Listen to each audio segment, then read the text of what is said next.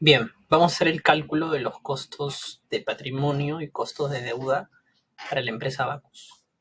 Entonces, vamos a comenzar por el costo de patrimonio, costo de capital propio, también llamado KPM. La fórmula del KPM es KE es igual a RF más beta multiplicado por RM menos RF, que es todo esto. Para comenzar, vamos a calcular el rendimiento libre de riesgo o RF. El RF es cuando se desarrolla esta teoría, se desarrolla para Estados Unidos, entonces el RF vendría a ser la tasa del bono a 10 años de Estados Unidos, porque en teoría sería un activo que es seguro, ¿no? O sea, si tú lo compras, te va a rendir esa tasa. Pero como estamos en Perú, vamos a utilizar la tasa del bono peruano a 10 años. Entonces, buscamos en Google rendimiento del bono peruano a 10 años en soles.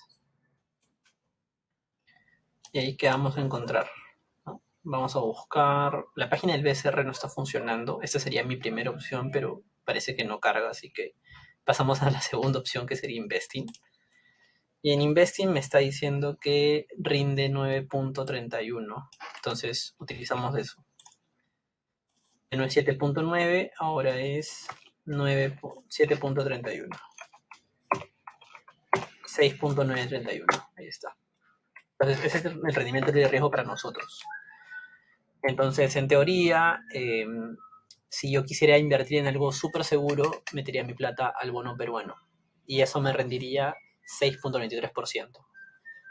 ¿Eso qué significa, Hugo? Significa que si yo quiero invertir en una empresa, como mínimo exigiría 6.93%. O sea, si la empresa fuera súper segura, la empresa peruana, jamás le prestaría a una empresa peruana, o jamás invertiría, para ser más exacto, jamás invertiría en una empresa peruana a algo menos de 6.93. Yo, si invierto en una empresa peruana, espero ganar más, porque ¿para qué esperaría ganar menos si pudiera invertir directamente en el bono que me da un rendimiento seguro? Entonces, ese sería como un piso, 6.93. Después pasamos al rendimiento de mercado, que sería el RM menos RF. RM vendría a ser el rendimiento de la bolsa local. Entonces yo podría hacer diversos análisis. Podría históricamente ver cuánto rinde la bolsa peruana en promedio durante un año, ¿no? O de otra manera, lo más exacto sería tratar de pronosticar cuánto esperaría que la bolsa peruana rinda los próximos 12 meses. El problema es que esta información de esperado es muy complicado de calcular. Y además tenemos algunas fuentes que ya han hecho ese trabajo histórico de ver los cálculos de cuánto rinde históricamente la bolsa peruana. Para ello voy a ir a este link que está acá, que es el link de Damodaram. Dios, me veo inmenso. Voy a quitarle el zoom. Ahí está. No, le voy a poner un poco. Entonces, esta tabla que está aquí es una tabla elaborada por el profesor Damodaram, que ha hecho ese estudio, ¿no? Se ha hecho ese estudio de, oye, ¿cuánto es lo que rinde la bolsa del país y cuánto rinde la bolsa del país por encima del bono del país? Esa diferencia, es decir, esta restita que está acá, que es RM menos RF, tiene un nombre. Se llama Equity Risk Premium. ¿Qué significa Equity Risk Premium? Significa cuánto es lo que me rinde la bolsa, que son acciones, por encima del bono. O sea, cuánto yo como inversionista debo exigir, oye, por invertir en la bolsa en lugar de invertir en acciones. Esa prima por invertir en el mercado de acciones, Equity Risk Premium, se calcula en esta columna. Ahí está. Entonces, ¿qué hacemos? Vamos a buscar Perú. Y acá me dice que Perú es 8.70. Perfecto. Ahí está, Perú 8.70. ¿Qué significa esto? Significa que si el bono peruano me está rindiendo 6.93, yo debería esperar que la bolsa local rinda por lo menos 15.65, porque históricamente la bolsa local peruana rinde 8%, 8.7% por encima de lo que rinde el bono peruano. Entonces, esto lo que me está diciendo es que, oye, si tú inviertes en una empresa peruana de la bolsa, una empresa promedio, ¿no? Y cuando me refiero a promedio a nivel de riesgo, o sea, una empresa promedio peruana a nivel riesgo, una empresa que es igual de volátil que cualquier otra empresa, o que el promedio de las empresas, para ser más exacto, tú deberías esperar un rendimiento del 15.65%. ¿Por qué? Porque acá en el beta yo he puesto 1, ¿no? O sea, estoy haciendo como si esa beta no existiera, ¿no? Por el momento. Ahora, el último componente que me falta para esta fórmula sería el beta. ¿Y qué viene a ser el beta? El beta es, ok, tú me estás diciendo que si yo invierto en una empresa que se comporta igual que cualquier otra empresa, debería renderte 15.65, pero la empresa que estás analizando se comporta igual que el resto de empresas, o es una empresa que dentro del grupo de empresas peruanas es una empresa muy volátil, ¿no? Una empresa tiene cambios muy extraños en relación a la bolsa, o es una empresa tal vez que es menos volátil, porque podría pasar de que de toda la bolsa peruana, Bacu sea la empresa más normal o menos volátil, ¿no? Porque recuerden que acá cuando hablamos de riesgo, lo vuelvo a repetir, estamos hablando de volatilidad, o sea, de que su precio sea muy fluctuante. Entonces, estamos hablando de una empresa que es fluctuante, muy fluctuante, poco fluctuante. Acá entra otro problema, y es que este cálculo del beta va a depender mucho de qué tan líquida es la bolsa. O sea, puede ser que una empresa no sea, su cálculo matemático sea que no es muy volátil, simplemente porque su precio no marca. Entonces lo que vamos a hacer es nuevamente, no vamos a hacer el cálculo nosotros, sino vamos a buscar qué nos dicen otras personas que han hecho el cálculo histórico y promediado. Para ello vamos a dar un saltito a la página nuevamente del profesor Damodaran. El profesor Damodaran tiene un dataset en Excel que lo voy a mostrar por acá. O sea, no lo voy a mostrar. Entonces, este archivo del profesor Damodaran nos va a mostrar promedios. O sea, lo que hace el profesor Damodaran es que compara cientos de empresas por cada industria y lo compara en relación a su bolsa respectiva para saber cómo se comporta en promedio, por ejemplo, una empresa de advertising, una empresa de air transport, etcétera, etcétera. En este caso, cuando estamos hablando de Bacus, estamos hablando de una empresa que pertenecería a la industria que es beverage alcoholic, ¿no? Alcoholic, porque es una empresa que se dedica a los tragos. ¿Cuántas empresas ha analizado Damodaran? 123 empresas. O sea, ha visto cómo se comportan 123 empresas en relación a su bolsa respectiva en países emergentes, porque es una base de datos solamente de países emergentes, como dice en esta celda. Entonces, el profesor Damodaran, cuando hace ese cálculo, se da cuenta que el beta es del 1%. O sea, una empresa de alcohol, en general, se comporta igual que el promedio de empresas. Es una empresa promedio a nivel de riesgo.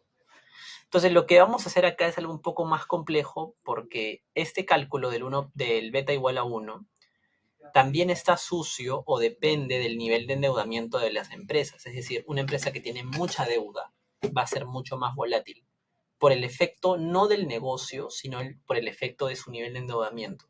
Entonces, en lugar de utilizar el número 1, vamos a utilizar el número 0.99, que es el beta desapalancado. ¿Qué significa Hugo beta desapalancado? Es el beta sin considerar el nivel de deuda. Para eso es otro video.